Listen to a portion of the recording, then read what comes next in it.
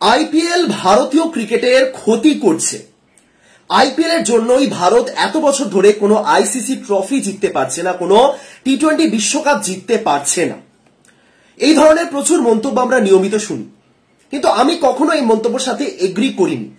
কারণ হ্যাঁ, এটা তো ঠিক যে আইপিএল আসার পর থেকে ভারত টি-20 বিশ্বকাপ জেতেনি, কিন্তু এটাও ঠিক যে আইপিএল আসার পর থেকে আমরা রিঙ্কু সিং বা একাধিক এরকম প্লেয়ারকে দেখেছি যারা আইপিএল থেকে উঠে এসেছেন এবং পরবর্তীকালে তারা ভারতীয় দলে কাঁপিয়ে খেলেছেন, তাই তো।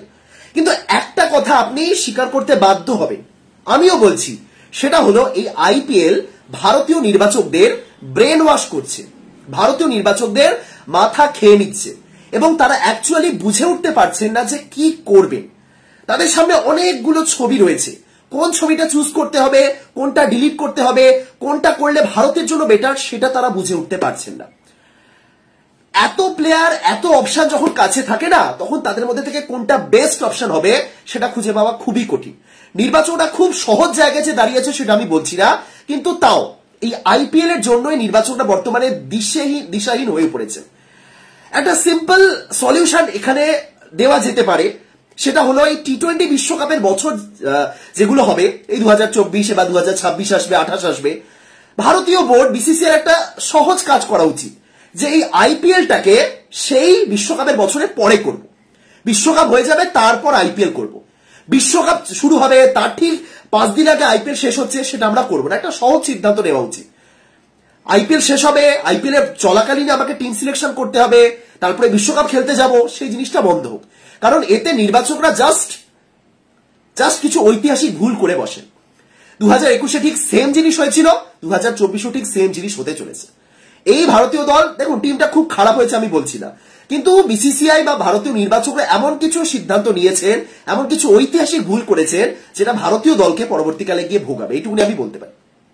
একটা সহজ প্রশ্ন আমি আপনাদের করি, রিঙ্কু সিংকে যে দলে রাখা হলো না, রিঙ্কু সিংকে 15 জনের দল থেকে বাদ দেওয়া হলো, আমি সহজ উত্তর জিজ্ঞাসা করছি আপনাকে, কি কারণ হতে পারে বলুন? একটা কারণ বলুন যার জন্য রিঙ্কুকে এই আইপিএল চলছে, এই আইপিএল এর মাঝে ভারতীয় দল থেকে বাদ দেওয়া হলো, একটা কারণ বলুন। তাকে 15 জনের স্কোয়াডে না রাখার পিছনে একটা কারণ বলুন। অনেকে বলবেন রিঙ্কুর আইপিএল এর প্রদর্শন ভালো নয়, এবং তাছাড়া আর কোনো কারণ আমি দেখছিও না, রাইট? আর কোনো কারণ নেইও। তাহলে যারা বলবে যে রিঙ্কুর আইপিএল এর প্রদর্শন ভালো নয় এবং আইপিএল দেখে নির্বাচকরা টিম সিলেকশন করেছে, তাদের উদ্দেশ্যে আমার সহজ প্রশ্ন, যদি আইপিএল দেখে টিম সিলেকশন করা হয়, হ্যাঁ, তাহলে হার্দিক পান্ডিয়া কিভাবে সুযোগ পাচ্ছেন বলুন? সিম্পল প্রশ্ন। যদি আইপিএল এর পারফরমেন্সের উপর ভিত্তি করে টিম সিলেকশনটা করা হয়, তাহলে হার্দিক পান্ডিয়া কিভাবে সুযোগ পাচ্ছে? হার্দিক পান্ডিয়া কি দারুণ খেলেছেন? খেলেনি। এবার অনেকে বলবেন হার্দিক পান্ডিয়ার প্রচুর অভিজ্ঞতা রয়েছে, হার্দিক পান্ডিয়া এত বছর ধরে খেলেছেন, তার অভিজ্ঞতাকে ভারত কাজে লাগাবে, তিনি বড় ম্যাচে ভালো খেলেন। এটা অ্যান্সার দিতে পারে, এটাই অ্যান্সার হওয়া উচিত। তাদের উদ্দেশ্যে আমার প্রশ্ন, তাহলে লোকেশ রাহুলকে কেন খেলানো হলো না? লোকেশ রাহুল তাহলে কেন সুযোগ পেলে না? কেন তার অভিজ্ঞতাকে ভারতীয় দল বা নির্বাচকরা কাজে লাগাতে পারছে না বা চাইছেন না বলুন আপনি? এরকম প্রচুর প্রশ্ন রয়েছে। নটরাজন, তিনি এত ভালো বোলিং করলেন গোটা আইপিএল এর মঞ্চে, কিন্তু তিনি শেষ পর্যন্ত সুযোগ পেলেন না, রাইট? এবার অনেকে বলতে পারেন যে নটরাজন তিনি তো বহুদিন খেলেননি ভারতীয় দলে, সেই কারণে হয়তো তাকে নেওয়া হলো না, ডিরেক্ট তাকে আবার ভারতীয় দলে আনা হবে, সেটা তারা চায়নি। তাদের উদ্দেশ্যে আমার প্রশ্ন, তাহলে খালিল আহমেদ যিনি সে 19 সালে লাস্ট খেলেছিলেন, তারপরে তো নটরাজন খেলেছেন 21 সালে, তাহলে সে খালিল আহমেদ কি করে চলে এলেন ভারতীয় দলে, যেটা নটরাজন আসতে পারলেন না? বলুন আমাকে, জবাব দিন। অনেকগুলো সিনারিও রয়েছে আমাদের সামনে প্লাস নির্বাচকদের সামনে, এবং অ্যাকচুয়ালি নির্বাচকরা বুঝে উঠতে পারছেন না যে কি করবেন, কোনটা ঠিক কোনটা ভুল তারা জানেন না। তারা অ্যাকচুয়ালি আন্দাজে কিছু পিক করছে যে না, এ ভালো খেলেছে আইপিএল এ, চলো একে তুলি। এ আইপিএল এ ভালো খেলেছে কিন্তু একে দরকার নেই। এই ইন্টারন্যাশনালে খুব ভালো খেলেছে, একে তুলি। এই ইন্টারন্যাশনালে ভালো খেলেছে কিন্তু আইপিএল এ খেলতে পারেনি, একে নেবো না। এর প্রচুর এক্সপিরিয়েন্স রয়েছে, চলো একে নি। এর এক্সপিরিয়েন্স রয়েছে কিন্তু একটু বেশি বুড়ো হয়ে গেছে, একে নেবো না। একটা মানে এত অপশন, তার মধ্যে থেকে নির্বাচকরা জাস্ট র্যান্ডম কিছু পিক করছে, দ্যাটস ইট। এবং সেভাবেই ভারতীয় দল ঘোষণা করা হলো। অনেক মানুষ রয়েছেন, অনেক সমর্থক রয়েছেন যারা মনে করেন যে নির্বাচকরা যা করেন খুব ভালো করেন, একদম সঠিক করেন। তারা মনে করেন নির্বাচকরাই ভগবান, তারা যা করে সেটা একদম 100% ঠিক, এবং সমর্থকদের বা দর্শকদের সে বিষয়ে কোনো কমপ্লেন জানানো উচিত না। আমি শুরুতেই বললাম আপনারা ভিডিওটা স্কিপ করতে পারেন, আপনাদের জন্য এই ভিডিওটা নয়। কারণ আপনাদের মনে হবে যে আমি একটু বেশি জ্ঞানী, বেশি বলছি। না, আমি জ্ঞানী নই, একদমই জ্ঞানী নই। কিন্তু একজন সমর্থক হিসেবে, একজন দর্শক হিসেবে আর সাধারণ মানুষদের মনের যে প্রশ্নগুলো, সেগুলো আমি জাস্ট তুলে ধরতে চাই। এই যে দলটা ঘোষণা হয়েছে, ভারতে যদি 100টা মানুষ থাকে 90টা মানুষের মধ্যে একাধিক প্রশ্ন রয়েছে যে এই দলটা কেন এমন হলো, কেন এমনটা হলো না, কি লজিক আছে একে নেওয়ার পিছনে, সেটাই আমি বর্ণনা করতে এসেছি। আপনি ওই 10% মধ্যে যদি থেকে থাকেন যে আপনি একদম ভরসা রাখছেন নির্বাচনের উপর, আপনি আসতে পারেন। Thank you. 2021 সালে যে ভুলটা ভারত করেছিল, ভুল মানে কি বলবো, আইপিএল শেষ হলো, দুদিনের মধ্যে টি20 বিশ্বকাপ খেলতে চলে গেল, এবং তার আগে আমরা 2021-এ কি দেখেছি। প্রথমত শিখর ধাওয়ানকে দল থেকে বাদ দেওয়া হয়েছিল, যেটা একটা ঐতিহাসিক ভুল হিসেবেই থেকে যাবে ভারতীয় ক্রিকেটে। শিখর ধাওয়ানকে সেবার বাদ দেওয়া হয়েছিল, আইপিএল এ ভালো প্রদর্শন হওয়া সত্ত্বেও শিখর ধাওয়ানকে বাদ দেওয়া হয়েছিল, কারণ ভারতীয় দল সেই সময় রাহুলকে পেয়ে গেছিল ওপেনার হিসেবে, খুব ভালো একটা ওপেনিং অপশন ছিলেন রাহুল, সেবারে আইপিএল এ ভালো খেলেছিলেন, রাহুল অপশন ছিলেন, রোহিত অপশন ছিলেন, সেই সময় কোহলিও ওপেনিং করতেন, প্লাস ঈশান কিষানকে তারা ব্যাকআপ কিপার হিসেবেও নিয়ে নিয়েছিল। সুতরাং ভারতের কাছে আর কোনো ওপেনারের দরকার ছিল না, এবং তারা ধাওয়ানকে বাদ দিয়ে দিয়েছিল। ধাওয়ান যে তার আগে খুব খারাপ খেলেছিল এমনটা আমি বলছি না, মোটামুটি ঠিকঠাক চলছিল, এবং ধাওয়ানের অভিজ্ঞতা ছিল, যেটা দরকার ছিল ভারতীয় দলের, ধাওয়ানের অভিজ্ঞতা ছিল, যেটা ঠিক আছে। তারা খুব সুন্দর একটা সিদ্ধান্ত নিয়েছিল যে ধাওয়ানকে আমাদের চাই না। পরবর্তীকালে সেই জিনিসটা একেবারে ব্যাকফায়ার করেছিল ভারতীয় দলের জন্য, ঠিক আছে, এবং এটা একটা ঐতিহাসিক ভুল আমি আজও মানি। দ্বিতীয় ভুল যেটা ছিল সেটা হলো বরুণ চক্রবর্তীকে তারা আইপিএল এর পারফরমেন্সের ভিত্তিতে দলে নিয়ে নিয়েছিল, মনে আছে? যুজবেন্দ্র চাহালকে তারা বাদ দিয়ে বরুণ চক্রবর্তীকে দলে নিয়েছিল, এবং তারপরে সেটাও একটা বুমেরাং হয়ে গেছিল ভারতীয় সিলেক্টরদের জন্য। সুতরাং এটা আগেও হয়েছে যে আইপিএল চলছে, আমাকে স্কোয়াড অ্যানাউন্স করতে হবে, দেখি আইপিএল এ কে ভালো খেলছে, তার ভিত্তিতে একটা দল বানিয়ে দেবে, এবং চাইলেও আপনি 15 জনের বেশি কাউকে রাখতে পারবেন না, এবং ভালো দু একজনকে বাদ দিতেই হবে, কিন্তু কাকে বাদ দেওয়া হবে, কে বেটার, সেটা কে বলবে, সেটার উত্তর কার কাছে আছে? সেটার উত্তর নেই কারোর কাছে, এবং এই জায়গাতেই বারবার আমরা সমস্যায় পড়ছি। সুতরাং একটা সিম্পল কাজ করা হোক, আইপিএল দরকার নেই বিশ্বকাপের আগে। বিশ্বকাপের আগে আপনি যতবার আইপিএল অর্গানাইজ করবেন আপনার কাছে এত অপশন চলে আসবে, দরকার নেই। আপনি বিশ্বকাপটা শেষ হোক, সরি আইপিএলটা শেষ হোক, হ্যাঁ কি বলছে, হ্যাঁ ধরুন এবারে বিশ্বকাপটা শেষ হলো, তারপরে আপনি 5-6 মাসের একটা গ্যাপ পাচ্ছেন, তারপরে আইপিএল করুন। আবার পরবর্তী বিশ্বকাপ 26-এ, মাঝে একটা 1.5 বছরের সময় পাবেন, তার মাঝে একটা টিম ঠিকঠাক সেট করতে করতে এগোবে, তাহলে আপনার কাছে না খুব সুন্দর একটা টিম থাকবে। কেন এই কথা বলছি আপনাদের বলি, দুজনের নাম বলছি, ঠিক আছে? এক মুকেশ কুমার, দুই রবি বিষ্ণু। চেনেন প্রত্যেকে, মুকেশ কুমার এবারে দিল্লির হয়ে খেলছেন, বেশ ভালো 13টা উইকেট তুলেছেন, তার ইকোনমি রেট খারাপ বাট উইকেট তুলছেন। অপরদিকে রবি বিষ্ণুই, তিনি কয়েক মাস আগে ভারতের না বিশ্বের নাম্বার 1 টি20 বোলার ছিলেন, মনে আছে? এবার আপনি দেখুন, এই মুকেশ কুমার এবং রবি বিষ্ণুর মধ্যে কেউই ভারতীয় দলের সুযোগ পাননি টি20 বিশ্বকাপের দলে, রাইট? এবার আপনি যদি বিগত 6 মাসের, 6 মাস না, বিগত 6 থেকে 10 মাসের ভারতীয় দলকে একটু দেখেন, ভারতের টি20 টিমটাকে দেখেন, সেই যে ভারত ওয়েস্ট ইন্ডিজ সিরিজে খেলতে গেছিল, মনে আছে? হার্দিক পান্ডিয়ার নেতৃত্বে ভারত ওয়েস্ট ইন্ডিজে গেল টি20 সিরিজ খেলতে, 5 ম্যাচের সিরিজ, ভারত হেরে এলো 2-3। সেই সিরিজে ডেবিউ করেছিলেন মুকেশ কুমার, ঠিক আছে? তারপর থেকে তিনি ওই ওয়েস্ট ইন্ডিজ সিরিজ খেলেছেন, তারপর এই বিশ্বকাপের পর ভারত অস্ট্রেলিয়ার সাথে 5 ম্যাচের সিরিজ খেললো, সেটাতে খেলেছেন তিনি, সাউথ আফ্রিকা সিরিজে খেলেছেন তিনি, তারপরে আফগানিস্তান সিরিজে খেলেছেন। মুকেশ কুমারের ডেবিউ হওয়ার পর থেকে, আমি যদি এশিয়ান গেমসের ম্যাচগুলো বাদ দিই, মুকেশ কুমারের ডেবিউ হওয়ার পর থেকে ভারত মোট 18টা টি20 ম্যাচ খেলেছে। আমি একদম হিসেব করে রেখেছি, লিখে রেখেছি। 18টা টি20 ম্যাচ খেলেছেন, এবং ভারত খেলেছে, যার মধ্যে 14টা ম্যাচে খেলেছেন মুকেশ কুমার। তিনি ভারতের নাম্বার 1 ডেথ বোলার ছিলেন জসপ্রীত বুমরাহর অনুপস্থিতিতে টি20 ক্রিকেটে, রাইট? এবং মুকেশ কুমার একাধিক ক্ষেত্রে ম্যাচ বাঁচিয়েছে, লাস্টের দিকে ভালো বোলিং করেওছে, ঠিক আছে? এই মুকেশ কুমার 14 ম্যাচে 12টা উইকেট তুলেছে। সুতরাং অগস্ট মাস থেকে আজ পর্যন্ত মুকেশ কুমার 14 ম্যাচে 12টা উইকেট তুলেছে। ভারত খেলেছে 18টা টি20 ম্যাচ, যার মধ্যে মুকেশ খেলেছেন 14টা ম্যাচ। এই মুহূর্তে আপনি দেখুন, তারপরে শুরু হলো আইপিএল। ধরুন এই আইপিএলটা হয়নি, আপনি কোনোভাবে মুকেশ কুমারকে ভারতীয় দল থেকে বাদ দিতে পারতেন না, কারণ আপনার কাছে দ্বিতীয় কোনো অপশন নেই। আপনার কাছে তখন খালিল আহমেদ নামে কোনো অপশন আসতো না। এবং দেখুন তারপরে আইপিএল চলে এলো, এত ভালো ভালো প্লেয়ার চলে এলেন, খালিল আহমেদ, নটরাজন, সন্দীপ শর্মা, হর্ষদ প্যাটেল চলে এলেন পার্পল ক্যাপ নিয়ে। তার মাঝে মুকেশ কুমারকে আর প্রয়োজন পড়লো না। আমি আবারও বলছি, মুকেশ কুমার অপরিহার্য বোলার নন, কিন্তু ভারতের প্ল্যানিংটা কি ছিল? এত বছর ধরে ভারত কি চেয়েছিল, নির্বাচকরা কি চেয়েছিলেন, যে মুকেশ কুমার আমার একটা ডেথ বোলিং অপশন হিসেবে থাকবে।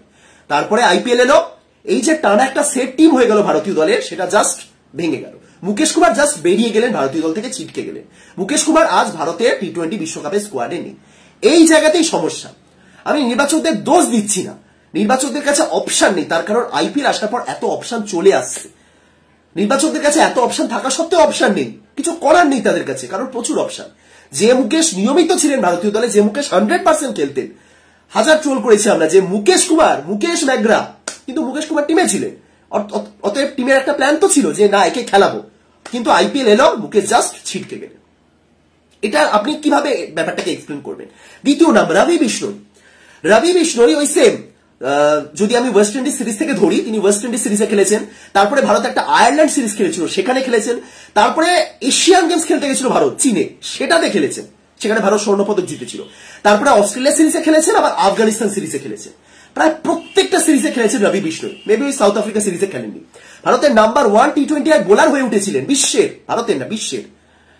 এই মানে ওই ওয়েস্ট ইন্ডিজ সিরিজ থেকে শুরু করে যদি আমি তার পরিসংখ্যান বলি, রবি বিষ্ণই তিনি 11টা ম্যাচে 15টা উইকেট তুলেছেন, এবং আমরা সবাই জানতাম রবি বিষ্ণই ভারতের number 1 bowler, number 1 spinner, bowler না নাম্বার 1 স্পিনার হতে চলেছে টি-20 বিশ্বকাপে। তারপর আইপিএল এলো, কুলদীপ ভালো প্রদর্শন করলেন, চাহাল পার্পেল ক্যাপ নিলেন, ব্যাস নির্বাচকরা মনে করলেন যে এই জায়গা থেকে আমি কি করে কুলদীপ বা চাহালকে বাদ দিই, রবি বিষ্ণইকে বাদ দিতে হয়, বাদ দেওয়া হোক। তাহলে দেখুন আরো একবার, যে প্লেয়ারটা ভারতের প্ল্যানে ছিল যে এই হবে আমাদের স্পিনার, এই হবে, এই আইপিএল এর আগে আমাকে যদি কেউ বলতো যে বিষ্ণই যাবে না ভারতের টি-20 বিশ্বকাপে, আমি মানতাম না, কি বলছে, একে তো রেগুলার খেলাচ্ছে, যাবে না মানে তাহলে কি প্ল্যান হতে পারে? কিন্তু দেখুন আইপিএল এলো, প্ল্যানটা জাস্ট ঘেঁটে এই জায়গাতে নির্বাচকরা কি করবেন? সুতরাং এর একটাই সলিউশন হওয়া উচিত যে আইপিএলটা বিশ্বকাপের আগে আনা হোক, আনার দরকার নেই, পরে আনো, বিশ্বকাপ শেষ হোক, তুমি ওই মুকেশ বিষ্ণই তাদেরকে দিয়ে টিম বানাও, সে রেজাল্ট যাই হোক, তুমি যদি এখানে গ্রুপ লেগেও বিদায় নাও, তুমি অন্তত এই ধারণাটা ক্লিয়ার রাখবে যে না আমরা এই প্লেয়ারগুলোকে খেলিয়েছি এবং এরাই খেলছে। আজ তোমাকে আইপিএলে একটা প্লেয়ার 2 বছর পর ভালো খেলছে, হ্যাঁ 4 বছর আগে সে খেলেছে, সে মাঝে 2-3টে উইকেট তুলছে, তার ভিত্তিতে অন্তত একটা নতুন টিম বানাতে হবে না? যে কারণে এই বিষ্ণই বা মুকেশের মতন প্লেয়ার হঠাৎ করে বাদ পড়বেন। বিষ্ণই বা মুকেশ আমার পছন্দের ক্রিকেটার নয়, বিষ্ণই বা মুকেশ অসাধারণ বোলার সেটাও আমি বলছি না, বিষ্ণই ভালো বোলিং করেন, এবার মুকেশ যে দুর্দান্ত এক্সট্রাঅর্ডিনারি আমি কোনোদিনও বলবো না, কিন্তু আমার লিটারালি এদের জন্য খারাপ লাগছে যে এরা এতদিন টিমে ছিলেন, এরা জানতেন যে এরা খেলবেন, এবং আইপিএল এলো এরা বাদ পড়লেন। তাহলে এখন প্রত্যেকটা প্লেয়ারকে জাস্ট আইপিএল এ খেলতে হবে, আর কিছু না। তুমি টিমে আছো, তুমি জাতীয় দলে খেলছো, তুমি টানা 2 বছর ধরে 1 বছর 2 বছর ধরে একটা টিমে রয়েছো, তুমি নিয়মিত খেলছো, উইকেট তুলছো, প্রমাণ করছো নির্বাচকদের, সেসব কিছু দরকার নেই। জাস্ট আইপিএল আসুক, আইপিএল এর পুরোটা খেলতে হবে না, 10টা ম্যাচ দেখেই তো অনেকজনকে সিলেক্ট করা হয়েছে, তাই তো? 10টা ম্যাচ ভালো খেলো, ব্যাস তুমি তোমার চেয়ে বেটার খেলেছে জাতীয় দলে এমন কাউকে রিপ্লেস করে ইজিলি টিমে চলে আসবে। এই জায়গাগুলোতেই হলো প্রবলেম। ভারত ট্রফি জিতছে নাকি জিতছে না সেটা পরের ব্যাপার, এই জায়গাগুলো কবে সমাধান হবে আপনি বলুন? এই জায়গাগুলো কবে সমাধান হবে? নিউজিল্যান্ড এই যে স্কোয়াডটা গতকাল অ্যানাউন্স করেছে, আপনি নিউজিল্যান্ডের 2022 সালের স্কোয়াডটা দেখুন আর এই বছরের স্কোয়াডটা দেখুন, 13টা সিমিলার নাম রয়েছে, 13 জন সিমিলার প্লেয়ার রয়েছে, অর্থাৎ তারা দল বদলায়নি। হ্যাঁ, তারা পাকিস্তানের একটা পুরো আলাদা দল পাঠিয়ে দিয়েছে খেলতে, পাকিস্তানের যে দলটা গেছে তাদের মধ্যে থেকে 4 জন মনে হয় প্লেয়ার মূল টিমের সুযোগ পেয়েছেন বিশ্বকাপে, তাদের প্লেয়ার রয়েছে, অবশ্যই রয়েছে, তারা ঘুরিয়ে ফিরিয়ে খেলিয়েছে, কিন্তু তারা আগের বিশ্বকাপের থেকে এই বিশ্বকাপে দল বদলায়নি, তারা জাস্ট দুজনকে চেঞ্জ করেছে, মার্টিন গাপটিল তিনি আর খেলেন না, তার জায়গায় রাচিন রবীন্দ্রকে খেলানো হয়েছে, আর ওইদিকে মিলনের জায়গায় হেনরি। সুতরাং এই কনসিস্টেন্ট ব্যাপারটা রয়েছে তাদের মধ্যে, কিন্তু ভারতের এত প্লেয়ার, তার চেয়ে বড় কথা আইপিএল ভারতের ক্ষতি করছে না, আবারও বলছি, কিন্তু আইপিএল নির্বাচকদের মাথা খেয়ে ফেলছে, নির্বাচকদের মাথা কাজ করছে না যে কি করব। আজ আপনি নটরাজন কেন দলে নেই সে নিয়ে অবশ্যই প্রশ্ন তুলতে পারেন, আজ আপনি প্রশ্ন তুলতেই পারেন যে সন্দীপ শর্মা কেন দলে নেই, কিন্তু আজকে যদি নির্বাচকরা বলেন যে মুকেশ কুমারকেও তো আমরা বসিয়ে রেখেছি, তখন আপনি কি বলবেন? কিছু বলতে পারবেন না, কারণ আইপিএল থেকে প্লেয়ার নেব নাকি জাতীয় দলে যারা খেলেছে তাদের থেকে প্লেয়ার নেব, নির্বাচকরা কিছু জানেন না, আপনিও বুঝতে পারবেন না যে কি চলছে। এটাই হলো ভারতীয় দলের সমস্যা, বুঝতে পারছেন? এটাই হলো ভারতীয় দলের সমস্যা। টিম ভালো হয়েছে, আমি আবারও বলছি, টিম ভালো হয়েছে, খারাপ টিম হয়নি। 2-3টে ভুল তো অবশ্যই হয়েছে, রিঙ্কুকে বাদ দেওয়ার কোনো কারণ আমি দেখছি না, গোটা টিমটা ঠিকঠাকই আছে। রাহুলকে কেন নেওয়া হয়নি, রিঙ্কু কেন নেই, হার্দিক কেন রয়েছেন, এই নিয়ে কিছু প্রশ্ন উঠতে পারে, বাট রিঙ্কুটা একটু অড, আদারওয়াইজ টিমটা ভালো হয়েছে। কিন্তু এই ভালোর পিছনের কারণগুলো দেখুন, এই ভালোর পিছনে যে কালো অধ্যায়গুলো চলছে সেগুলো দেখুন এবং বুঝুন যে ভারতীয় দলে এই সমস্যাটা রয়েছে। এক্ষেত্রে আপনি আইপিএলকে যদি দায়ীও করেন, আপনাকে কেউ কিছু বলবে না, কারণ সে দেখতে পাচ্ছে যে একটা সেট টিম কিভাবে আইপিএল আসার পর জাস্ট ঘেঁটে গেল, এবং এখানে আপনি কাকে দায়ী করবেন? সিস্টেমকে। আইপিএলই তো আমাদের একদম ধ্যান জ্ঞান। যাই হোক, ছোট্ট করে এবার ভারতীয় টিমটা সম্পর্কে বলি, কাদের রাখা উচিত হয়েছে, কাদেরটা ভুল বলে আমার অন্তর মনে হয়। প্রথমত রিঙ্কু, কোনোভাবে আমি রিঙ্কু সিংকে এই টিমের বাইরে ভাবতেও পারছি না। রিঙ্কু সিং, আমি জানি না কিভাবে রিঙ্কু সিং বাদ পড়তে পারে, কিভাবে, জাস্ট আইপিএল এর এই পারফরমেন্সের বেসিসে। এবং এবারের আইপিএল কি খুব খারাপ খেলেছেন, খুব খারাপ। রেশো প্লাস স্ট্রাইক রেট নিয়ে ব্যাটিং করেছেন তিনি এবারও আইপিএল এ, কতগুলো বল খেলার সুযোগ পেয়েছেন। কেকেআর ম্যানেজমেন্ট তাকে খেলাতে পারছে না, অনেকে কেকেআর ম্যানেজমেন্টকে দায়ী করছেন, অনেকে রিঙ্কুকে দায়ী করছেন, যে পারছেন যাকে দায়ী করছেন, কিন্তু সিচুয়েশনটা কি, কেকেআর এর যে টিমটা রয়েছে, আপনি রিঙ্কুকে কি করে ওপেনিং এ খেলাবেন, কি করে আপনি তাড়াতাড়ি পাঠাবেন ব্যাটিং করতে। যারা কেকেআর ম্যানেজমেন্টকে দায়ী করছে তাদের উদ্দেশ্যে আমার ছোট্ট প্রশ্ন, আপনার কাছে সল্ট রয়েছে, নারিন রয়েছে, যারা একটা দারুণ পার্টনারশিপ বিল্ড করে দিচ্ছে। 3 নম্বরে আপনার কাছে রঘুবংশী রয়েছে, ভেঙ্কটেশ আয়ার রয়েছে, শ্রেয়াস আয়ার রয়েছে, তিনজনেই 3 নম্বরে খেলার মতন প্লেয়ার। রঘুবংশী তো ওপেনার, ভেঙ্কিও ওপেনার, তাহলে টপ অর্ডারে আপনার কাছে 5টা প্লেয়ার রয়েছে, আপনি রিঙ্কুকে কোথায় ঢোকাবেন?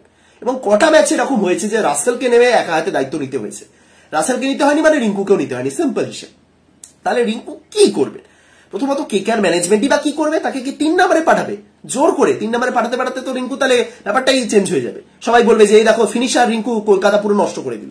কেকেআর ম্যানেজমেন্ট কিছু করেনি, রিঙ্কুর কাছে সেরকম সুযোগ আসেনি, যতগুলো সুযোগ এসেছে হ্যাঁ মানছি তিনি কিছু ইনিংস আরো বেটার করতে পারতেন, সেটা করতে পারেনি, কিন্তু সেটাই তার দোষ। সেটাই যদি দোষ হয় তাহলে তো এরকম ইন্ডিয়া টিমে অনেকে রয়েছে। হার্দিক পান্ডিয়ার উদাহরণ তো দেওয়া যেতে পারে, যে হার্দিক পান্ডিয়া তাহলে কি হিসেবে সুযোগ পেলেন, বলতেই পারে, সবাই বলছে স্বাভাবিক। রিঙ্কু যদি এই টিম থেকে বাদ যান তাহলে হার্দিক পান্ডিয়া কি হিসেবে সুযোগ পাচ্ছে?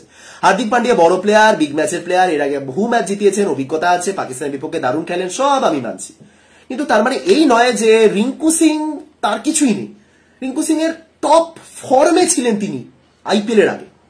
রিঙ্কুর ক্ষেত্রে তো সেম, এই যে আমি বিষ্ণু আর মুকেশের এক্সাম্পল দিলাম, রিঙ্কু কি খুব different? Rinku same, Rinku same, তিনিও একটা সেট টিমে ছিলেন, যেখান থেকে আমি রিঙ্কুকে ভারতের প্লেইং 11-এ কি করে সেট হচ্ছেন সেটা ভাবছিলাম। একাধিক ম্যাচ আমি বলেছি যে রিঙ্কুকে কি কোনোভাবে সেট করা যায় ভারতের প্লেইং 11-এ। ঠিক আছে, ওপেনিং এ যদি জয়সওয়াল না খেলেন, রোহিত কোহলি যদি থাকেন, তিনি সূর্য, 4-এ একটা উইকেট কিপার, 5-এ হার্দিক, 6-এ রিঙ্কুকে ফিট করিয়ে দেওয়া যায়। হ্যাঁ, যদি সেটাও না হয়, যদি জয়সওয়াল রোহিত ওপেনিং করেন, তিনি কোহলি, 4-এ সূর্য, 5-এ 5, 6-এ হার্দিক, 7-এ রিঙ্কু, 8-এ জাদেজা, মানে আমরা ভাবছিলাম কিভাবে রিঙ্কুকে ফিট করবো। পরের দিকে গিয়ে দুবে এত ভালো খেলা শুরু করলেন যে মনে হলো যে না, হয়তো রিঙ্কুকে অপেক্ষা করতে হতে পারে, বা হয়তো দুবে এবং রিঙ্কুর মধ্যে একটা লড়াই হতে পারে যে কে প্লেইং 11-এ আসতে পারে। কিন্তু রিঙ্কু প্লেইং 15 জনের দল থেকে বেরিয়ে যাবেন এটা আমি এক্সপেক্টও করিনি। কিভাবে রিঙ্কু বাদ পড়লেন? ভারতীয় দলের হয়ে রিঙ্কুর কয়েকটা ম্যাচ বলি, আয়ারল্যান্ডের সাথে 21 বলে 38, নেপালের সাথে 15 বলে 37, অস্ট্রেলিয়ার সাথে 14 বলে 22, 9 বলে 31, 29 বলে 46, সাউথ আফ্রিকার সাথে 39 বলে 68, আফগানিস্তানের সাথে 39 বলে 69, একাধিক ম্যাচে তিনি নট আউট ছিলেন শেষ পর্যন্ত। ফিনিশার, ভারত যে জিনিসটা খুঁজছে, ফিনিশার, ফিনিশ করবে, ম্যাচ ফিনিশ করে আসবে অপরাজিত থেকে। মহেন্দ্র সিং ধোনি এবারে আইপিএল 7 ম্যাচে 7টাই নট আউট। ফিনিশার, যে শেষ পর্যন্ত থেকে দায়িত্ব নিয়ে খেলবে, যতগুলো বলই পায় সে খেলবে, তার কাছে যদি 9টা বল থাকে সে 31 রান করার মতো ক্ষমতা রাখবে অস্ট্রেলিয়ার বিপক্ষে। তাহলে রিঙ্কুর আর কি করার আছে? এই মুহূর্তে রিঙ্কু সিং এর আন্তর্জাতিক টি20 ক্রিকেটের স্ট্রাইক রেট 176। আপনি জানেন ভারতীয় দলে সবচেয়ে বেশি স্ট্রাইক রেট কার আন্তর্জাতিক টি20 ক্রিকেটে? বলুন, ভেবে বলুন, ভারতীয় দলে সবচেয়ে বেশি স্ট্রাইক রেট কার? ইন্টারন্যাশনাল টি20 ক্রিকেটে ভারতীয় ব্যাটারদের মধ্যে সবচেয়ে বেশি স্ট্রাইক রেট কার জানেন কি? রিঙ্কু সিং।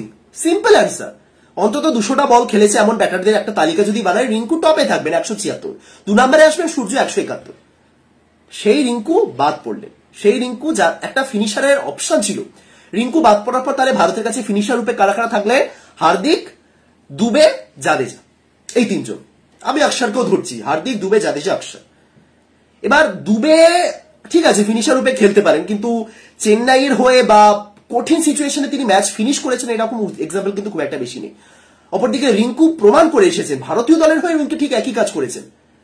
মনে আছে ওই অস্ট্রেলিয়া সিরিজে রিঙ্কু কিরকম খেলেছিলেন? আমি আইপিএল ভুলে গেলাম, আইপিএল বাদ দিই, অস্ট্রেলিয়া সিরিজে রিঙ্কু কিরকম খেলেছিলেন মনে আছে? সুতরাং প্রথমত রিঙ্কু বাদ যাওয়াতে ভারতীয় দলে একটা ফিনিশারের অপশন কমে গেল, এবং দ্বিতীয়ত তো স্ট্রাইক রেট নিয়ে বললাম, অ্যাভারেজ রিঙ্কু সিং এর এই মুহূর্তে আন্তর্জাতিক টি20 ক্রিকেটে অ্যাভারেজ কত জানেন? 89, 89, 100-র কাছাকাছি অ্যাভারেজ টি20 ক্রিকেটে। সারা বিশ্বে অন্তত পক্ষে 10টা ইনিংস খেলেছেন এমন ব্যাটারদের একটা যদি তালিকা বানাই, এবং তার মধ্যে যদি সবচেয়ে বেশি স্ট্রাইক রেট কার সেটা জিজ্ঞাসা করা হয়, কে বলুন তো? রিঙ্কু সিং। তিনি ভারতীয় ব্যাটারদের মধ্যে সর্বোচ্চ স্ট্রাইক রেট নিয়ে ব্যাটিং করেছেন এবং বিশ্বের সমস্ত টি20 ব্যাটারদের মধ্যে সবচেয়ে বেশি গড় নিয়ে ব্যাটিং করেছেন। এই হলেন রিঙ্কু সিং, এবং তিনি বাদ পড়ছেন। আমি জানি না আমি সিরিয়াসলি এই এতদিন ধরে কোহলি থাকবেন কি থাকবেন না সেই নিয়ে প্রচুর আলোচনা হয়েছে। তখন অনেক আমি লজিক দিয়েছি, অনেক ভেবেছি যে কোহলি কি কারণে লোকে বলছে যে কেন বলতে পারে কোহলি বাদ পড়বেন, কিন্তু আমার এক সেকেন্ডের জন্য এটা মাথায় আসেনি যে রিঙ্কুকে এরা অ্যাকচুয়ালি বাদ দিয়ে দেবে। রিঙ্কুর সাথে একটু ফিরে আসতে হবে তাকে, তিনি এখনো রিজার্ভে রয়েছেন। একটা নিউজ তো আপনারা জানেন যে 25শে মে পর্যন্ত টাইম দেওয়া আছে প্রত্যেকটা দলকে, তার মধ্যে যদি কোনো চোটাঘাত বা অদল বদল হয় তারা করতে পারে, দেখা যাক। কিন্তু এই প্রাইমারি সিলেকশনে রিঙ্কু এরকম বাদ পড়বেন আমি অ্যাকচুয়ালি ভাবতে পারিনি, মানে এটা কল্পনার বাইরে আমার। রিঙ্কু সিং ভারতীয় দলের জার্সিতে যতটা ভালো খেলেছেন, অল ওভার তিনি ভালো খেলেছেন রেগুলার। সৈয়দ মুশতাক আলী ট্রফি যেটা ভারতের টপ ডোমেস্টিক টুর্নামেন্ট, সেখানে ভালো খেলেছেন। আগের আইপিএলে ভালো খেলেছেন, মানে টপ ডোমেস্টিক টি-20 টুর্নামেন্ট। ইভেন এই ইউপি টি-20 লিগ যেটা হয়, ডোমেস্টিক লিগেও তিনি ভালো খেলছেন। আর কোথায় পারফর্ম করবে? জাস্ট এবারের আইপিএলে 2-3টে খারাপ ম্যাচ, তার মধ্যেও তো ভালো খেলেছেন। এবারের আইপিএলে তার মধ্যেও তো একটা 16 বলে 24, একটা 9 বলে অপরাজিত 20, একটা 15 বলে 23, একটা 8 বলে 26।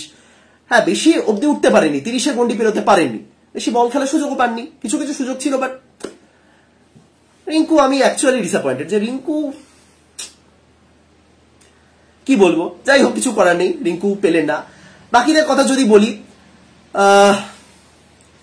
রোহিত শর্মা ক্যাপ্টেন, তাকে বাদ দেওয়ার কোনো সিনই নেই। আমি পুরো 15 জনের নাম ধরে ধরে বলছি। রোহিত শর্মা 100% থাকতেন ক্যাপ্টেন, কোনো বাদ দেওয়ার কোনো সিনই নেই। জয়সওয়াল তিনি অনেকে ভাবছেন যে লাস্ট মোমেন্টে টিমে ঢুকেছেন, কিন্তু জয়সওয়ালের ক্ষেত্রেই সেম। জয়সওয়ালকেও যদি এই যে সেঞ্চুরিটা করলেন সেটা যদি না আসতো এবং ম্যানেজমেন্ট যদি আবারও ভাবতো নির্বাচকরা চলো জয়সওয়ালকেও বাদ দিয়ে দিই, সেম রিঙ্কুর মতনই হতো। জয়সওয়াল প্রমাণ করে এসেছে যে তিনি কি করতে পারেন। জয়সওয়াল পাওয়ার প্লেটা কত ভালো ইউটিলাইজ করতে পারেন, কিভাবে করবে সেটা সবটাই দেখিয়ে দিয়েছেন। এশিয়ান গেমসে তিনি সেঞ্চুরি করেছেন ভারতের হয়ে, সুতরাং জয়সওয়ালও ঠিক আছে। বা জয়সওয়ালের রিপ্লেসমেন্ট হিসেবে 2-3টে নাম ছিল। এক, ঋতুরাজ গায়কোয়াড়, দ্বিতীয় লোকেশ রাহুল, এছাড়া ঈশান কিষান ছিলেন। ঈশান একটু বেশি দূরে চলে গেছেন সেন্ট্রাল কন্ট্যাক্ট থেকে বাইরে। রাহুল অপশন হতে পারতেন, আর ঋতুরাজ তো বিবেচনাতেও ছিলেন না। ঋতুরাজ গায়কোয়াড় এত ভালো খেলেছেন, আইপিএল সেঞ্চুরি, তার টি-20। আচ্ছা আপনি বলুন, ঋতুরাজের প্রসঙ্গে যখন এলো, ঋতুরাজ গায়কোয়াড়, ঋতুরাজ যা খুশি বলুন, ফর্ম, আইপিএল এর ফর্ম এবং তার ইন্টারন্যাশনাল ফর্ম, ঋতুরাজের তো দুটোই আছে, তাহলে ঋতুরাজ কেন নেই? সিম্পল, ঋতুরাজ কেন নেই? অনেকের কারোর ডোমেস্টিক মানে ইন্টারন্যাশনাল ফর্ম রয়েছে, আইপিএল ফর্ম নেই, কারোর আইপিএল ভালো খেলেছে, ইন্টারন্যাশনালে খেলতে পারেননি। ঋতু তো দু জায়গাতেই খেলেছেন, তাহলে ঋতু কেন নেই? তার কারণ নির্বাচকরা জানতেন যে এর দরকার নেই। এর জায়গায় যারা রয়েছে, রোহিত, জয়সওয়াল, বা আমি যদি এক্সট্রা কোহলিকে ওপেনার হিসেবে ভেবে নিই, তারা জানে যে ওপেনার এনাফ, আমার আর ওপেনার দরকার নেই। আমাকে ভাবতেও হবে না ঋতুরাজ গায়কোয়াড়ের কথা, কে ঋতুরাজ, আমার দরকারই নেই। সুতরাং তিনি প্ল্যানের বাইরেই ছিলেন। এই জায়গাতে নির্বাচকরা ঠিকঠাক ক্লিয়ার, সুতরাং এই জায়গাতে তাদের কিছু করতে হচ্ছে না। কিন্তু যে জায়গাতে একটু হলেও দ্বিধা রয়েছে যে না একে নেওয়া যেতে পারে, এর থেকে একটু বেটার অপশন কি আছে, সেই জায়গাতে নির্বাচকরা সমস্যায় পড়ছে। বা ঋতুরাজ ভালো খেলছেন, দেখা যাক, আপাতত পেলেন না, পরবর্তীকালে পাবেন আশা করা যায়। জয়সওয়াল তিনি সুযোগ পেতেন, তবে জয়সওয়ালের পারফেক্ট রিপ্লেসমেন্ট হিসেবে যদি কেউ আসতে পারতেন সেটা কিন্তু ঋতু। রাহুল নন, আবারও বলছি রাহুল কিন্তু নন। এবার কেন, অনেকে জিজ্ঞেস করবেন কেন। আমি আগের দিনও বলেছি অ্যাপ্রোচ খুব ইম্পর্টেন্ট। রাহুলকে টিমে নেওয়া যেতে পারতো, কিন্তু জয়সওয়ালের রিপ্লেসমেন্ট হিসেবে আমি অন্তত রাহুলকে দেখতে পাচ্ছি না। কেন সেটা আমি একটু এক্সপ্লেন করি। অ্যাপ্রোচ অবশ্যই ইম্পর্টেন্ট। যদি আপনি রোহিত এবং জয়সওয়ালকে একই সঙ্গে খেলান, তাহলে আপনাকে এটাও মাথায় রাখতে হবে যে নয় জয়সওয়াল বসবেন, নয়তো রোহিত বসার চান্স নেই। সুতরাং যদি জয়সওয়াল বসেন, যদি কোনোভাবে জয়সওয়ালের রিপ্লেসমেন্ট ট্রাই করে, তাহলে তাকেও সেই অ্যাপ্রোচের ব্যাটার হতে হবে, যিনি শুরু থেকে ওরকম মারবেন, ওরকম অ্যাপ্রোচে ব্যাটিং করবেন। রাহুল হয়তো এবারে আইপিএলে খেলছেন, কিন্তু তার স্ট্রাইকের অতটা ভালো নয় মানে ওই জয়সওয়াল লেভেলের নয়, যেটা ঋতুরাজ চেষ্টা করেছেন, বা ঋতুরাজ না করলেও তার মধ্যে সেই অ্যাপ্রোচটা রয়েছে, তিনি পারেন। হ্যাঁ, তিনি সেঞ্চুরি করে এসেছেন সত্য। অপরদিকে রাহুল প্রথমত তিনি নেই বহুদিন ভারতীয় দলে, দ্বিতীয়ত তিনি এই মুহূর্তে যেভাবে ওপেনিং করে চলেছেন রেগুলার, হ্যাঁ, সেই জায়গাতে তিনি আরেকটা যে জায়গা মিডল অর্ডারে একজন কিপার হিসেবে সেটাও মিস করলেন। প্রথমত ওপেনার হিসেবে তার জায়গা এখানে হতো না, দ্বিতীয়ত যেটা তার জন্য হতো সেটা হলো মিডল অর্ডারে একটা জায়গা। রাহুল এবং সঞ্জুর মধ্যে অনেক ফাইট হয়েছে নির্বাচকদের মধ্যে, যে রাহুল নাকি সঞ্জু। শেষে সঞ্জুই জিতেছেন, শুধুমাত্র পারফরমেন্স ভালো তার জন্য নয়, তিনি একজন মিডল অর্ডার ব্যাটার হিসেবে ভালো খেলতে পারবেন, খেলেছেন সেই হিসেবে। রাহুল রেগুলার ওপেনিং করে গেছেন ভারতীয় দলে, রাহুল ছিলেন না মিডিল অর্ডারে ছিলেন না, সুতরাং রাহুলকে ওপেনার হিসেবেই ভাবতে হয়েছিল। তাও ভেবেছিল নির্বাচনে, কিন্তু আমার মতে জয়সওয়ালের রিপ্লেসমেন্ট হিসেবে তারা রাহুলকে অন্তত বেটার মনে করেনি, সেই কারণে তারা রাহুলকে রাখেনি, অন্তত আমার এটা মনে হয়। এই জায়গাতেই প্রশ্ন, তাহলে গিল কেন দলে আছে? এই জায়গাতে আমি প্রশ্ন করছি, তাহলে গিল কেন দলে আছেন, মানে রিজার্ভে? গিল কি অ্যাপ্রোচে রিজার্ভে থাকতে পারেন? গিলের অ্যাপ্রোচ কি জয়সওয়ালের মতো? একদমই নয়। গিল এবং রাহুল একই টাইপের। আপনি যদি রোহিতের সাথে আজ কোহলিকে ওপেনিং করাতে নিয়ে আসতেন, যেখানে কোহলি হয়তো একটু অ্যাঙ্কারের কাজ করবেন এবং রোহিত একদিক থেকে চালাবেন, কোহলি কোনোদিনও জয়সওয়ালের মতো শুরুতেই 10 বলে 30 রান করার মতন মেন্টালিটি নিয়ে খেলবেন না। সেই জায়গাতে আপনি গিল বা রাহুলকে ট্রাই করতে পারতেন আর একজন ব্যাকআপ ওপেনার হিসেবে। কিন্তু যখন আপনি জয়সওয়ালকে রাখছেন দলে এবং এটা মাথায় রেখেই রাখছেন যে জয়সওয়াল ওপেনিং করবেন, তখন সেই রকম একজন প্লেয়ারকে রেডি রাখতে হতো।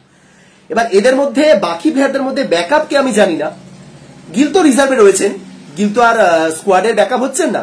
মেবি তারা সঞ্জু বা পান্থকে ভাবছে হয়তো ওপেনার হিসেবে, আমি জানি না, এটা বলতে পারবো না। বাট ঠিক আছে, জয়সওয়াল রোহিত ঠিক আছেন, কিন্তু জয়সওয়ালের পারফেক্ট কেউ যদি হতেন আমার মতে ঋতুরাজ গায়কোয়াড়, ফর্ম বলুন এবং তার অ্যাপ্রোচ বলুন। 3 নম্বরে কোহলি। যারা কোহলিকে বাদ দিয়েছিলেন আশা করি বুঝতে পেরেছেন। সঞ্জয় মঞ্জরেকর এত বড় বিশেষজ্ঞ, তিনি কোহলিকে ছাড়াই স্কোয়াড ঘোষণা করে দিয়েছিলেন, তার নিজের পছন্দের স্কোয়াড। বাহ। 4 নম্বরে সূর্য, কোন রিপ্লেসমেন্ট আপাতত নেই, সূর্য থাকছেন। হার্দিক প্লেইং ইলেভেনে খেলবেন কি খেলবেন না সেই নিয়ে অনেক প্রশ্ন থাকবে, আগামীতেও থাকবে। হার্দিককে বোলিং করতে হবে, আজকে তিনি নিয়মিত বোলিং করেছেন, অন্তত এটা ক্লিয়ার যে তাকে বল করতে হবে। হার্দিক জানেন বা রোহিত তার ক্যাপ্টেন, এবার অন্তত এই সব ঝামেলা টামেলা ভুলে আশা করি জাতীয় দলে তার ক্যাপ্টেনের কিছু কথা শোনা উচিত, সেটা আশা করি হার্দিক শুনছেন এবং বোলিংটাও করছেন। আজকে ভালো বোলিং করেছেন, মোটামুটি উইকেট তুলেছেন, যদিও তারা হারলো, ঠিক আছে। আমি জানি না হার্দিক প্লেইং ইলেভেনে জায়গা পাবেন কিনা। অবশ্যই তিনি বড় মাপের ক্রিকেটার, বিগ স্টেজে জ্বলে উঠেছেন এর আগে, কিন্তু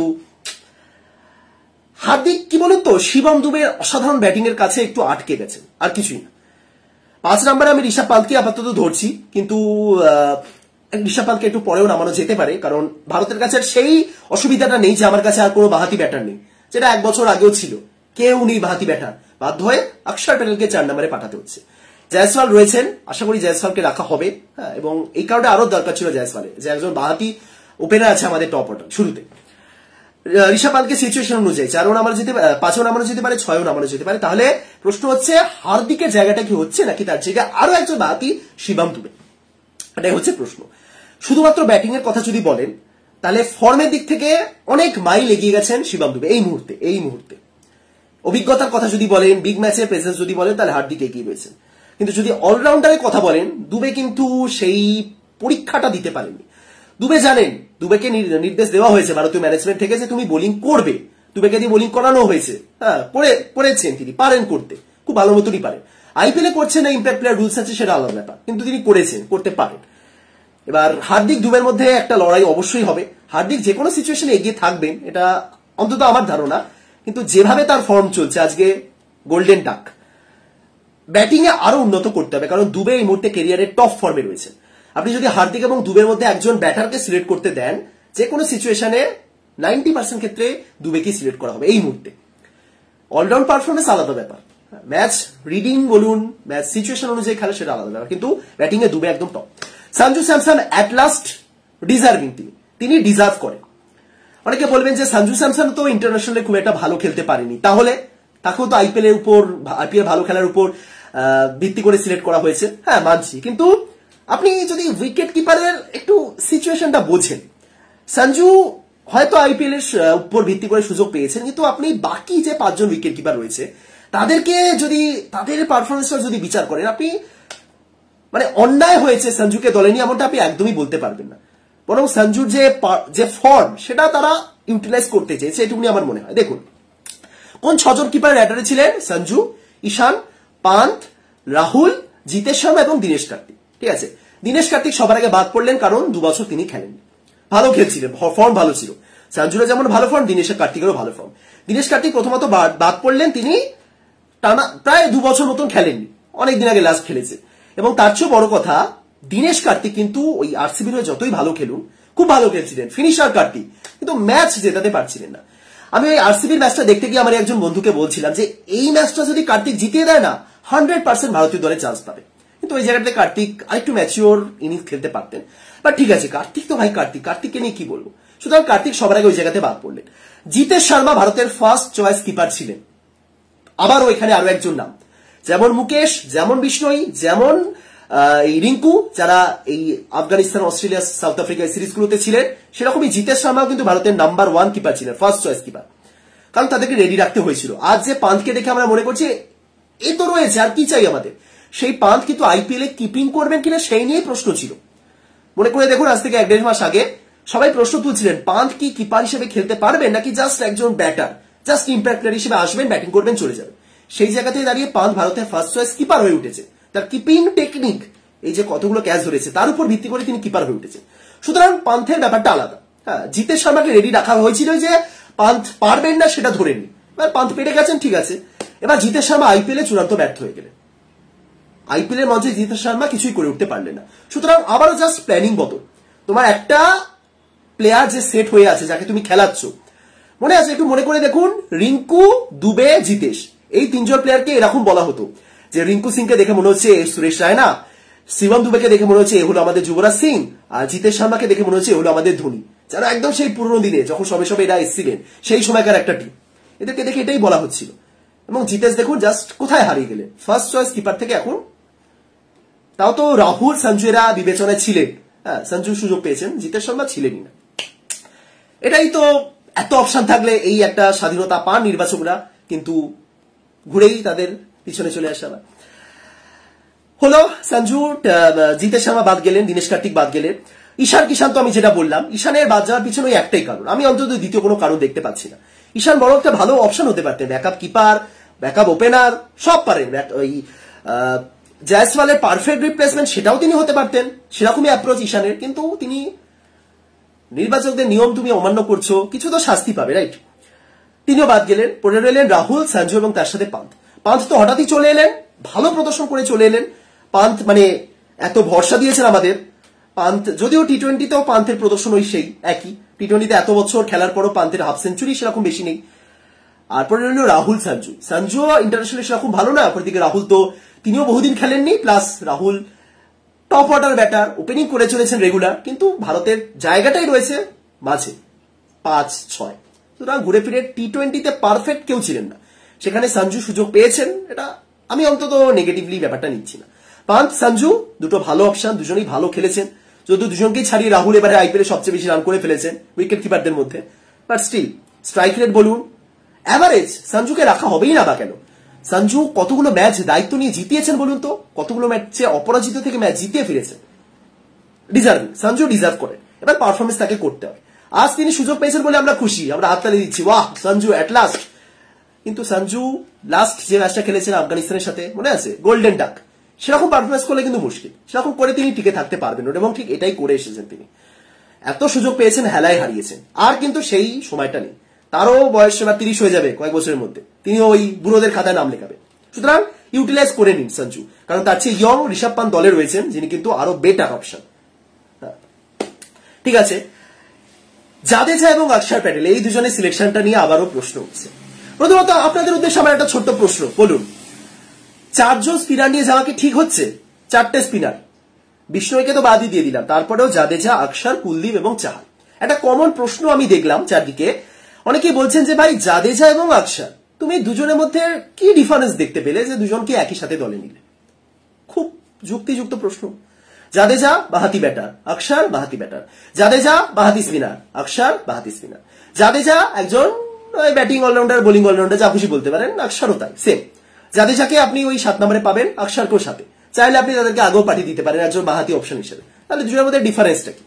এবার বোলিং এর কথা যদি বলি, জাদেজা যেটা করেন, তার হাতে একটু টার্ন রয়েছে, মোটামুটি অক্ষরের হাতে সেটা নেই, অক্ষর লাইন লেন্থটা ঠিকঠাক রাখেন, মাঝে মাঝে একটু ফাস্ট বোলিংও করে ফেলেন, সুতরাং ডিফারেন্স এইটুকু। তাহলে দুজনকে রাখার কি মানে? এই জায়গাতে অবশ্যই প্রশ্ন উঠবে। আপনি এই গোটা টিমে, এই যে আমি এখন রিঙ্কুকে নিয়ে বললাম, আপনি যদি রিঙ্কু সিংকে ফিট করতেন, তাহলে এই 15 জনের মধ্যে কাকে বাদ দিতেন বলুন? সিম্পল প্রশ্ন। ঘুরে ফিরে দুটো নামে গিয়ে থামবে, জাদেজা অথবা অক্ষর, কারণ আর কাউকে বাদ দেওয়ার জায়গা নেই। হ্যাঁ, হার্দিককে বাদ দেওয়া যেতে পারে, সেটাও একটা অপশন, কিন্তু হার্দিক একজন অলরাউন্ডার, অলরাউন্ডারের জায়গায় রিঙ্কু আমার মতে অন্তত খুব একটা ভালো অপশন হচ্ছে না। হার্দিককে বসানো মানে একটা বোলিং এর অপশনই কমে যাচ্ছে, এমনিতেই আমাদের কাছে 3টে পেসার রয়েছে। শুধু আমি হার্দিককে সরিয়ে রিঙ্কু আমি এক্সপেক্ট করছি না, শিবমকে সরিয়েও রিঙ্কুকে আমি এক্সপেক্ট করছি না, শিবম তার নিজের যোগ্যতায় সুযোগ পেয়েছে। সুতরাং রিঙ্কু যদি এখানে সুযোগ পেতেন, নয় জাদেজা নয় অক্ষরের মধ্যে একজনকে বসিয়ে পেতেন, তাহলে কাকে বসানো যেত? যাকে খুশি বসানো যেত। জাদেজা বিগত 1 বছর 2 বছরে ভারতের হয়ে টি-20তে এমন কিছু আহামরি করেছেন বলে আমার অন্তত মনে পড়ছে না। টি-20তে জাদেজা তার গোটা ক্যারিয়ারও সেরকম অসাধারণ কিছু জিতিয়েছেন এমনটাও আমার মনে পড়ছে না। বোলিংটা অবশ্যই ভালো করেন, কিন্তু ব্যাটিং এ যেটা করতে হয়, করা উচিত, সেটা জাদেজা করতে পারেননি, করতে হবে। তার পরিবর্তন হিসেবে অক্ষর প্যাটেল আগের বিশ্বকাপে খেলেছিলেন, মনে করে দেখুন গত টি-20 বিশ্বকাপ পাকিস্তানের সঙ্গে ম্যাচ রান আউট হয়ে গেলেন অক্ষর প্যাটেল। অক্ষরও সুযোগ পেয়েছেন কিন্তু সেটা কাজে লাগাতে পারেননি। আর অক্ষর তখন মোটেও এত ভালো ব্যাটিং করতেন না, তখন ওই ঠিক আছে তুমি পারো করতে করো, পরে বর্ডার গাভাস্কার ট্রফিতে জন্য একটু আগে পাঠিয়ে দাও, সেটা অক্ষরকে নিয়ে করা হয়েছে। সুতরাং জাদেজা বলুন অক্ষর বলুন, দুজনেই কিন্তু দুর্দান্ত, দুজনেই থাকবেনই, রাখতেই হবে সেই জায়গাটা কিন্তু নয়। বরং অক্ষর প্যাটেল ভালো ফর্মে রয়েছেন।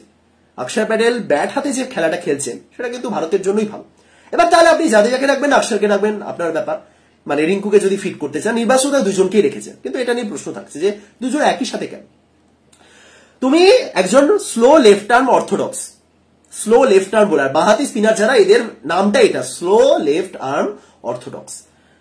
দুজন রইলেন, একজন লেগ স্পিনার চাহাল, একজন চায়নাম্যান বোলার কুলদীপ। তাহলে আপনার কাছে একটা অপশন ছিল অফ স্পিনারে। তাহলে আপনি অফ স্পিনারদের রেডি করলেন না কেন? করতে পারলেন না, নাকি ব্যর্থ হলেন, নাকি আপনার কাছে কেউ নেই অশ্বিন ছাড়া? কেন ওয়াশিংটন সুন্দর থেকেও নেই? এই প্রশ্নগুলো উঠতে পারে। 4টে স্পিনারই যখন নিচ্ছ, 4টে 4 রকম স্পিনার নাও, তাও 4টে 4 রকমও দরকার নেই। জাদেজা আর অক্ষর একদম ডিটো সেম, বিশ্বাস করুন, জাদেজা আর অক্ষর পুরো ডিটো সেম, দুজনের মধ্যে কোনো ডিফারেন্স নেই। আপনি যদি জাদেজার সাথে আরেকজন এরকম কাউকে নিতেন যিনিও বাঁহাতি স্পিনার, সাপোজ এমন কেউ যিনি যুবরাজ সিং এর মতন, যিনি ব্যাটিংটা ঠিকঠাক করতে পারেন এবং বোলিংটা করে দেবেন, তাহলে আমি মানতাম। তো অক্ষর, জাদেজা, ভারতে আরো একজন রয়েছেন এরকম, শাহবাজ আহমেদ, এরা সব সেম সেম বাঁহাতি স্পিনার, বাঁহাতি ব্যাটার, এবং ওই 7-8, এদের মধ্যে একজনকে বসিয়ে রিঙ্কুকে রাখা যেতে পারত। হ্যাঁ, জাদেজার অভিজ্ঞতার উপর ভর করে তাকে নেওয়া হয়েছে, তাহলে অক্ষরকে বসিয়ে রিঙ্কুকে রাখা যেতে পারত, রিঙ্কু ডিজার্ভ করতেন। কুলদীপ এবং চাহাল অ্যাট লাস্ট সুযোগ পেয়েছেন, মানে একটা প্লেয়ার আইপিএল এর মঞ্চে হাইয়েস্ট উইকেট টেকার হওয়ার পরও এই এত বছর বয়সে এসে, 33 কত বছর বয়স তার, অবশেষে সুযোগ পাচ্ছেন। আমি হ্যাপি চাহালের জন্য। এই একটু আগে আমি বললাম না যে রবি বিষ্ণই, তিনি টিমে মানে এতদিন ধরে ছিলেন কিন্তু আইপিএল এর পর বাদ পড়লেন। আমি এমনটা বলছি না যে চাহাল সুযোগ পেয়েছেন বলে আমি রেগে গেছি, রবি বিষ্ণুকে আমি চেয়েছিলাম, এমনটা নয়। আমি চাহালের জন্য খুশি যে এই প্লেয়ারটা সুযোগ পেয়েছেন। এই প্লেয়ারটা সুযোগ না পেলে হয়তো খারাপ লাগতো, কিন্তু রবি বিষ্ণু যে জায়গা থেকে বাদ পড়লেন, যে সুযোগগুলো পাওয়ার পরও বাদ পড়লেন, যে ভরসাটা পাওয়ার পরও বাদ পড়লেন যে আমি আছি, আমি খেলবো, আমি 1 নাম্বার বোলার, সেই জায়গাটাতে আমার খারাপ লাগছে। বাট চাহালও ডিজার্ভ করেন না তো, সেটা তো আমি বলছি না। মানে কোন জায়গাতে আমরা দাঁড়িয়েছি বুঝতে পারছেন? এত প্লেয়ার, ওফ। ইন্ডিয়া আর একটা দল নামানো হোক না, ইন্ডিয়া এ, ইন্ডিয়া বি, সবাই অন্তত খেলতে পারে। ওই হার্দিক পান্ডিয়ার ডায়ালগটা মনে পড়ে গেল। হার্দিক কয়েক বছর আগে বলেছিলেন, আপনি যদি ইন্ডিয়া থেকে একটা সি টিম বানিয়ে সেটাকেও টুর্নামেন্ট খেলা, সেটাও চ্যাম্পিয়ন হয়ে ফিরবে, যেটা নিয়ে আজও ট্রোল করা হয়। এই ধরনের মন্তব্যগুলো করা থেকে বিরত থাকতে হবে ভারতীয় এরকম সিনিয়র ক্রিকেটারদের, কারণ বুঝতে পারছেন তো। এরপরে এবং কুলদীপ যাদব, তিনি তো ভালো খেলছেন, ভালো বোলিং করছেন, তিনি থাকবেন সেটা সবাই জানতো। কুলদীপ বিষ্ণুই আমি ভেবেছিলাম, কুলদীপ চাহাল ঠিক আছে, বাট এবং সবচেয়ে চিন্তার ব্যাপার যেটা, সেটা হলো একদম শেষের 3 জন, জাসপ্রীত, সিরাজ, আর্শদীপ। দেখুন, আমি এটা নিয়ে আলোচনা করেছি আগে, যারা আমার নিয়মিত ভিডিও দেখেছেন, তাই তো, যে কি আপনাকে যদি সহজ প্রশ্ন করা হয় যে মোহাম্মদ শামি তো নেই আমাদের কাছে, তাহলে তুমি 5টা থেকে 6টা বোলার চুজ করো টি-20 ক্রিকেটের জন্য। ধরুন আইপিএল বলে কিছুর অস্তিত্ব নেই, আমি আবারও বলছি, আইপিএল বলে যদি কিছুর অস্তিত্ব না থাকে, তাহলে আপনি ওই লাস্ট যে সিরিজটা খেলো আফগানিস্তান, সেই সিরিজের পর কোন 5 জনকে চুজ করবেন? 5 জন বলুন, 6 জনও না, 5 জন বলুন। বুমরা, আর্শদীপ, মোহাম্মদ সিরাজ, আবেশ খান, মুকেশ কুমার, দ্যাটস ইট। আপনার কাছে আবেশ এবং মুকেশ টপ 5 চয়েসের মধ্যে আসছে, ঠিক আছে। এবার সেই জায়গাতে তো বুঝতেই পারছেন টিমটা কি হতে পারে বা টিমটা কিরকম হতে পারতো। সিরাজ আপনাকে রাখতেই হবে, আর্শদীপকে রাখতেই হবে, এরা খুব টপ লেভেলের বোলার এমনটা আমি বলছি না। আর্শদীপ ভালো বোলিং করতেন একটা সময়, এখন তার যে সমস্যাটা হচ্ছে সেটা একটু বেশি রান খেয়ে যাচ্ছে। আর্শদীপ উইকেট তুলছেন, স্টিল উইকেট টেকার, কিন্তু যে রানগুলো খাচ্ছেন 10-এর উপর ইকোনমি রেট নিয়ে বোলিং করছেন।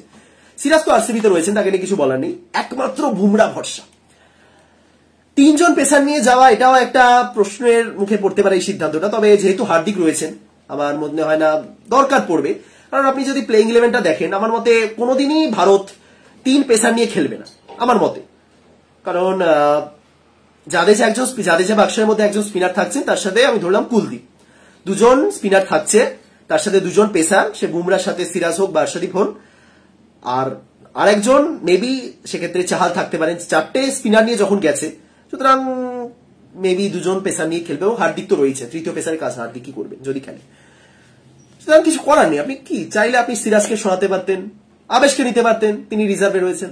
আপনি আবেশকেও সরাতে পারতেন বা আর্শদীপকে সরাতে পারতেন, মুকেশকে নিতে পারতেন। কিছু করার নেই, আর অপশন নেই। আইপিএল আসার পর অপশন বেড়েছিল, এটা ঠিক। আইপিএল আসার পর অপশন বেড়েছিল। নটরাজন, খালিল, সন্দীপ শর্মা, হর্ষল প্যাটেল চলে এসেছিলেন। এবার নির্বাচকরা তো জানেন না যে কি করব, কাকে নেব। আপনি জানেন, আপনার কাছে উত্তর আছে। আপনাকে যদি আমি নির্বাচক বানাই, আপনি সবসময় সেই জায়গাতে বসে জিনিসটা দেখবেন। আপনি আজ নির্বাচককে দোষ দিতে পারেন। আমি এতক্ষণ ধরে বললাম নির্বাচকরা ব্রেন ওয়াশ হচ্ছেন, পারছেন না বুঝতে কি করবেন। এটা নির্বাচকদের দোষ নয়, তারা সিচুয়েশনটাই ফেস করতে পারছে না। আপনি ধরুন আজ নির্বাচক, আপনি আইপিএল শুরু হওয়ার আগে পর্যন্ত একটা সেট টিম গেঁথে নিয়েছেন। তারপরে এমন আইপিএল এলো, তারা খারাপ করতে শুরু করলেন এবং অন্যরা ভালো করতে শুরু করলেন। আপনি কি করবেন? আপনার কাছে কি আছে করার? আপনাকে তো জবাবদিহি করতে হয়। আপনাকে তো জয়েশকে গিয়ে বলতে হবে যে আমি একে এই কারণে নিয়েছি, আমি একে এই কারণে বাদ দিয়েছি, এত ভালো খেলার পরও নেই, কারণ এই প্লেয়ারটা হঠাৎ করে অসাধারণ খেলে গেছে। কি করবেন নির্বাচকরা? কি করবেন? কিছু করতে পারবেন না। এবং যাই হোক, আর এক্সট্রা মানে রিজার্ভে রয়েছেন রিঙ্কু, গিল, দুজনের কথাই বললাম। খালিল রয়েছেন, সুযোগ পেয়েছেন, দেখা যাক কেমন করতে পারেন। তবে আমার মতে পার্সোনালি আমি মনে করি খালিলের থেকে নটরাজন অনেক বেটার। আপনার কাছে ডেথ বোলিং অপশন কি কি আছে এই 4জন পেসারের মধ্যে? বুমরা অসাধারণ, আর্শদীপ সেই ডেথ বোলিং আর্শদীপের থেকে আর দেখতে পাচ্ছি না। তার চেয়ে বড় মুকেশ বেটার এই মুহূর্তে দাঁড়িয়ে। আবেশ ঠিক আছে, কিন্তু আবেশ তো আবার রিজার্ভে। আর সিরাজ তুমি ভালো, কিন্তু যা প্রদর্শন সাম্প্রতিক। হার্দিক, নটরাজন খুব ভালো ডেথ বোলিং অপশন হতে পারতে। খালিলকে তো নেওয়া হয়েছে বটে, কিন্তু ডেথ বোলিং খালিলের থেকে কোথায়, তাই না? এই হলো টিম। যারা যারা বাদ পড়েছেন তাদের জন্য এইটুকুনি বলবো, আবারও ফিরে আসুন। শ্রেয়াস আয়ারের কথাও একটু বলতে হয়। শ্রেয়াস আয়ার এই মাসখানেক আগে ভারতের ভাইস ক্যাপ্টেন ছিলেন টি-20 ক্রিকেটে, অস্ট্রেলিয়ার সঙ্গে সিরিজে খেলেছিলেন। তারপরে তো এই ঝামেলাটা হলো, তিনি চলে গেলেন, তিনি সাসপেন্ড না, কন্ট্রাক্ট থেকে বাদ পড়লেন, অনেক আলোচনা। এবং সেখান থেকে জাস্ট তিনি বিবেচনার বাইরে, তাকে নিয়ে কোনো আলোচনাই হচ্ছে না। রাহুল তো তাও রয়েছেন, না একে তো ভাবছি আমরা একে খেলাতে পারি, কিন্তু শ্রেয়াস নোভ্যার। এই জিনিসগুলো কি বলবো, প্লেয়ার আছে ঠিকই আছে, অনেক জায়গায় এরকম একটা লিস্ট বানানো হচ্ছে যে নন সিলেক্টেড ইন্ডিয়ান টিম, যারা সুযোগ পায়নি তাদের মধ্যে থেকে একটা 15 জনের দল বানিয়ে নেওয়া যায়, এত প্লেয়ার রয়েছে। এত প্লেয়ার রয়েছে মানে যে একটা টিম বিশ্ব চ্যাম্পিয়ন সেটা না। যাই হোক, টিমটা ঠিক আছে, টিম নিয়ে আরো আলোচনা হবে। টিমে আমি বদল তো দেখতে চাই, অবশ্যই বদল হবে কিনা আমি জানি না। ঠিক আছে, চলুক। খুব একটা খারাপ, যে আমি আবারও বলছি, খুব একটা খারাপ দল নয়, কিন্তু তার মাঝেও আপনার মনটা খুঁতখুত করবে যে এটা না হলেও পারতো, এটা কেন হলো, এর জায়গায় তো এই বেটার অপশন হতে পারতে। কারণ আমাদের কাছে এত অপশন, আমাদের কাছে আইপিএল, আমরাও আইপিএল দেখে অ্যাকচুয়ালি উদ্বুদ্ধ হচ্ছি। শুধু নির্বাচকরা যে এমনটা নয়, আমরাও আইপিএল দেখছি, আমাদেরও মনে হচ্ছে যে না এ বেটার, একে রাখা যেতে পারে। আমরা ভুলে যাচ্ছি যে না মুকেশ কুমার একটা সময় ম্যাচ জিতিয়েছে, রবি বিষ্ণয় নাম্বার 1 ছিলেন, রিঙ্কু সিং না তিনি খুব ভালো গেছে, না রিঙ্কুকে মনে রেখেছি। রিঙ্কু খারাপ লাগছে রিঙ্কুকে দেখে, এতদিন ধরে ব্যাট চাইছিলাম কোহলির থেকে। তিনি যদি এইটুকুনি জাস্ট কোহলিকে গিয়ে জিজ্ঞাসা করতেন যে আমি থাকবো তো, তাহলে হয়তো বেটার হতো। অস্ট্রেলিয়া টিম অ্যানাউন্স করেছে না, নিউজিল্যান্ড, সাউথ আফ্রিকা, ইংল্যান্ড, এই 3টে দল অ্যানাউন্স করেছে টিম। এবং আমি যদি সত্যি কথা বলি, একদম সত্যি কথা, তাহলে ওই 3টে টিমের কাছে ভারতীয় দল অনেকটা পিছিয়ে আছে, একদম সিম্পল। একদম সত্যি কথা যদি জিজ্ঞাসা করা হয় এই টিমের উপর এক্সপেকটেশন কি, অন্তত সেমিফাইনাল এইটুকুনি আমি বলবো। ওডিআই বিশ্বকাপে আমি জোর গলায় বলেছি, একদম লাস্ট দিন পর্যন্ত বলেছি এই টিমটা জিতবে, এই টিমটা চ্যাম্পিয়ন হবে। জিততে পারে না, এই টিমটা জিতবে, জিততে পারেনি আলাদা ব্যাপার, কিন্তু জোর গলায় আমি বলেছিলাম জিতবে। কিন্তু এই যে টিমটা দেখতে পাচ্ছি, আর তার সাথে ইংল্যান্ড, নিউজিল্যান্ড বা সাউথ আফ্রিকা যে টিম দেখছি, নিউজিল্যান্ড সেরকম বিধ্বংসী নয়, কিন্তু ওরা খেলে দেওয়ার সময় ঠিক খেলে দেবে, সেটা আমিও জানি। তো এই টিমটা একটু পিছিয়ে পড়েছে, দ্যাটস ইট। যাই হোক, বেস্ট অফ লাক 15 জনকেই, বাকি 4 জনকেও জানাই। আশা করি তারা সেরাটা দেবেন। এবং আবারও বলছি, টিম তো সিলেক্ট হয়ে গেল, আইপিএল এখনো হাফ বাকি।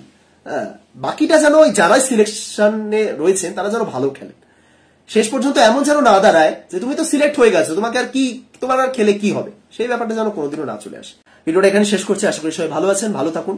ভারতের জন্য বেস্ট অফ লাক, আশা করি ঠিকঠাক খেলবে, অতিরিক্ত এক্সপেকটেশন আর রাখছি না। প্রত্যেকবার ওই হৃদয় ভঙ্গ হওয়া এবং এই টিম দেখে আমি কিভাবেই বা চ্যাম্পিয়ন হয়েই ফিরবো, জিতবই, সে এক্সপেকটেশন রাখবো, তাই না? বেস্ট অফ লাক, এইটুকুনি বলতে।